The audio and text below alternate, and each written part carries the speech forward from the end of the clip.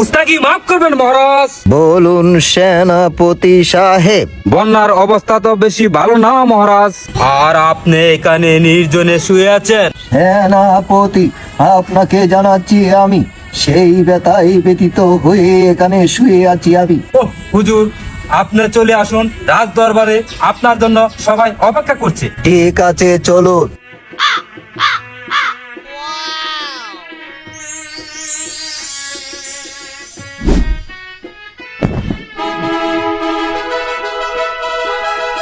উজির সাহেব, সেনাপতি সাহেব, আমি রাজা হাত জোর করে মিনতি করে বলছি, এই দুর্যোগময় বন্যার পরিবেশে আপনারা যে যেখানে আছেন সকলেই বন্যা দুর্গত এলাকাবাসীর পাশে দাঁড়ান।